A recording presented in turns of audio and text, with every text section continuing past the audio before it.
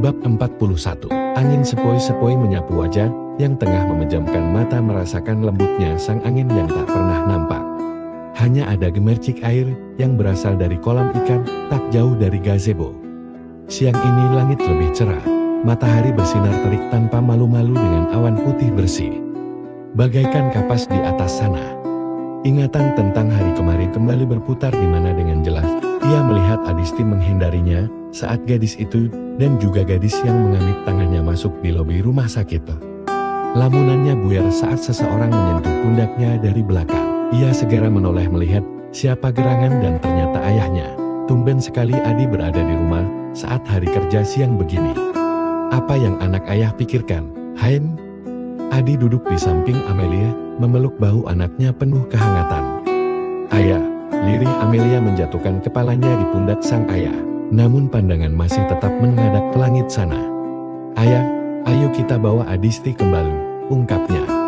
Tubuh Adi menegang. Ayah, aku tahu ayah sudah mencari tahu tentang gadis itu. Tapi ayah, tidakkah ayah merasa bersalah? Setelah apa yang sudah kita lakukan kepadanya, aku merasa sangat buruk sebagai kakak. Aku tidak ingin menyia-nyiakan kesempatan, ya. Aku dari dulu mencari jejaknya, tapi tak pernah ada informasi apapun tentang itu semua. Namun akhirnya dia datang dengan sendirinya, membawa asa. Saat harapanku untuk hidup itu kecil, aku semakin merasa buruk. Kak Raffi pun demikian. Ayah tidak tahu betapa tersiksanya anak laki-laki ayah selama bertahun-tahun. Apa maksudmu, Amel? Tanya Adi datar. Amel menelan salivanya. Ayah tahu kenapa Kak Raffi meminta agar nama panggilannya dirubah dari Raffi menjadi Nanta. Penyebabnya karena ia selalu mimpi buruk ya. Mimpi yang selalu menyiksanya karena ia mendengar rintihan anak kecil memanggil namanya dengan sebutan itu.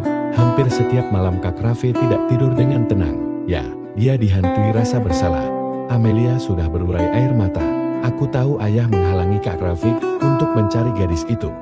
Tidakkah ayah merindukan Kak Raffi yang hangat? Sepertinya keadaanmu masih belum stabil, Amelia.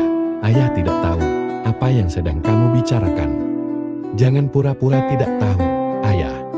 Teriak Amelia, kemana hati ayah? Dia juga anak ayah, dia adik kami. Jangan buat kami lebih buruk daripada ini. Karena keegoisan ayah kita bisa kehilangan segalanya. Mereka tidak sadar jika seorang wanita dan juga laki-laki berbeda usia mendengar pembicaraan mereka, wajah wanita itu sudah sembab.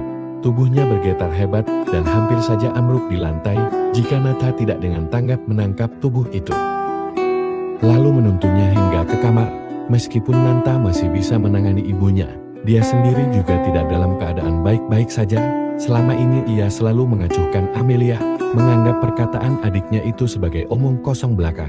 Hari ini ia memutuskan untuk pulang ke rumah. Setelah selama ini, ia menyendiri karena ia tak bisa memecahkan keadaan yang menurutnya terlalu rumit untuk bisa dipahami oleh akal sehatnya.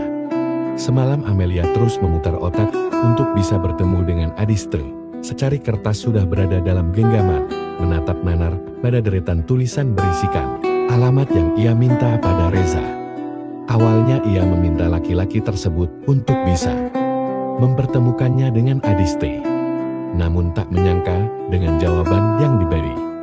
Laki-laki itu menjelaskan bahwa ia pernah mengunjungi Adisti di rumahnya, tapi mereka menolak untuk sekedar menemuinya. Bahkan Tarik, yang merupakan ayah Adisti, meminta dokter yang berbeda di rumah sakit untuk anaknya. Amelia meremas kertas tersebut. Percuma ia mendapatkan alamat, keyakinan akan penolakan Adisti terhadapnya hampir 100%, hatinya semakin sakit. Namun satu hal yang ia sadari, bahwa mungkin sakitnya tidak ada apa-apanya dibanding dengan Adisti yang jauh lebih menderita. Satu ide kemudian terlintas di benaknya, walaupun tak yakin, tapi ia tetap akan mencoba. Melalui seseorang ia mungkin akan bisa menemuinya. Sudah lama menunggu. Sapa laki-laki yang ditunggunya ketika tiba. Aku baru sampai, mas pesan aja dulu, kata Amelia. Lawannya bicara tersebut mengikuti perintahnya untuk memesan makanan karena sekarang sudah masuk jam makan siang. Aku sudah menghubunginya, mungkin sebentar lagi akan sampai, kata orang tersebut melirik arloge di tangan kiri. seolah tahu tatapan di depannya itu hendak mengatakan apa. Adisti benar menyumbangkan ginjalnya ke kamu? Tanya orang itu hati-hati. Amelia mengangguk.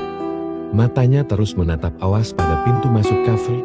Ia tak benar-benar fokus pada orang yang ada di depannya. Sedangkan laki-laki tersebut sudah sibuk dengan pikirannya. Kini, ia tahu siapa orang yang menerima donor salah satu alat penopang hidup itu.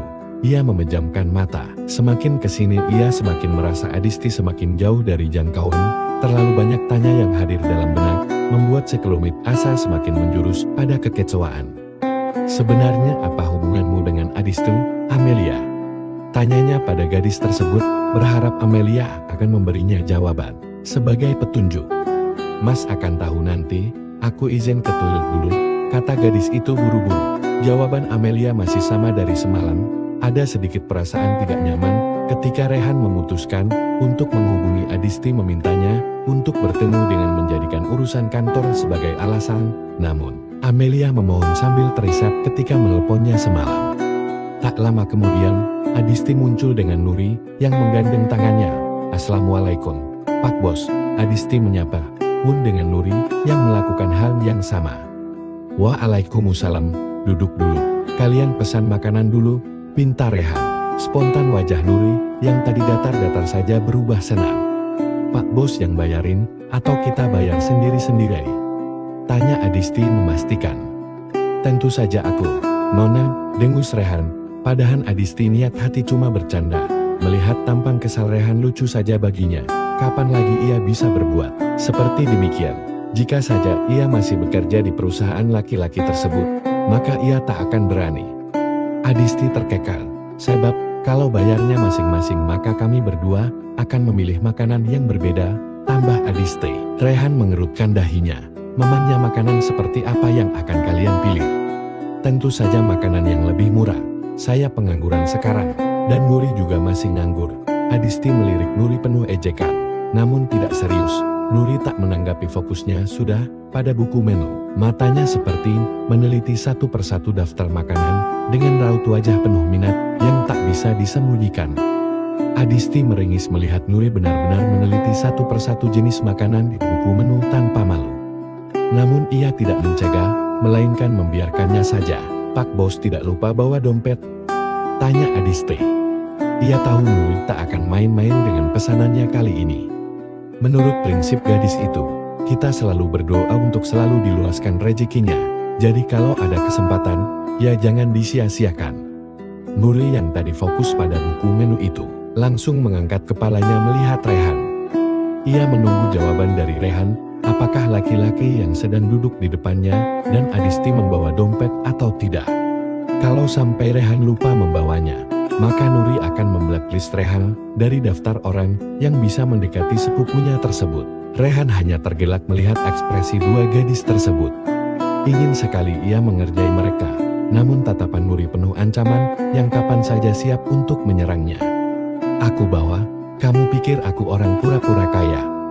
Adisti mengangguk. Ia kemudian melirik Nuri yang kembali berkutat dengan buku menu. Adisti menebak, jika meja di depannya tunggu, kenapa ada dua minuman berbeda di depan mereka? Apa Rehan benar-benar membawa botol minum ke cafe ini? Rehan menangkap tatapan Adisti yang mengarah pada botol minuman di samping cangkir kopi yang dipesannya tadi. Baru saja ia akan menjelaskan, namun suara pemilik botol tersebut menginterupsi. Maaf lama, mata Amelia tertuju pada Adisti yang terkejut melihatnya.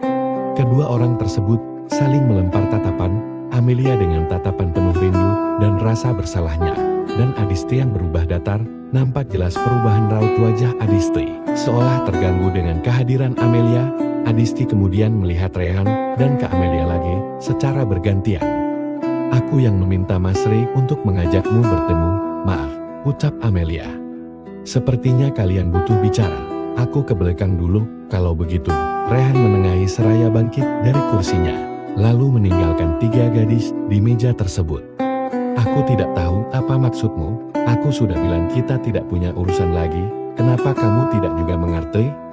Desis Adisti tajam karena merasa dipermainkan. Aku tidak tahu lagi harus dengan cara apa agar bisa bertemu denganmu. Disti, aku benar-benar minta maaf. Amelia meraih tangan Adisti. Namun dengan cepat gadis itu menariknya. "Kita tidak punya urusan lagi, mari kita hidup seperti sebelum kita bertemu," kata Adiste. Ingin sekali ia menangis tapi sayang, air matanya tak juga keluar. Amelia menatapnya terluka. Ia sedikit kecewa dengan apa yang baru saja diucapkan oleh Adiste. Ia sangat ingin memeluk gadis tersebut sebagai kakaknya, lalu memberitahunya bahwa ia akan melindungi adiknya tersebut. "Nuri, ayo kita pulang," ajaknya pada Nuri yang sejak tadi sudah menutup buku menu di tangannya dan menonton apa yang terjadi dengan sepupunya. Jika saja Umi Fatmah tahu ada orang yang membuat anaknya marah makar, yang akan omeli oleh wanita itu, ada dia. Ia menatap sinis kepada Amelia, yang membuat Adisti seperti ini meski ia tidak tahu titik permasalahan sebenarnya. Selain itu juga perempuan yang duduk di tempat Rehan, tadi duduk telah menghancurkan kesempatannya untuk bisa menikmati makanan Yaji. Sangat jarang sekali ia lihat bahkan makan. Nuri mengikuti Adisti bangkit dari kursinya dan hendak beranjak. Akan tetapi Amelia menahan tangan Adisti yang sudah berdiri. Namun Adisti menepis sentuhannya hingga cangkir berisi kopi di atas meja tersebut berhasil mendarat di lantai bercorak abstrak di bawah sana. Amelia melihatnya dengan tatapan sendu dan terluka. Suara pecahan benda itu menggema mencuri perhatian para pengunjung ke arah mereka. "Adisti, apa yang kamu lakukan?" Rehan menghampiri mereka karena melihat situasi sedikit panas. Dia belum sampai toilet ketika Adisti tadi berdesis tajam saat meninggalkan gadis itu dengan Amelia dan Geha. Adisti melihat tajam kepada Rehan. "Sepertinya Anda terlibat terlalu jauh, Tuan," kata Adisti. "Adisti, dia hanya ingin bicara dengan kamu. Kamu tidak bisa seperti ini." Emosi Rehan sedikit naik. "Kenapa aku tidak bisa? Kenapa aku tidak bisa seperti ini? Memangnya Anda tahu apa Adisti?" bentak Rehan tidak sadar. "Jangan menyebut namaku dengan kasar seperti itu, Tuan.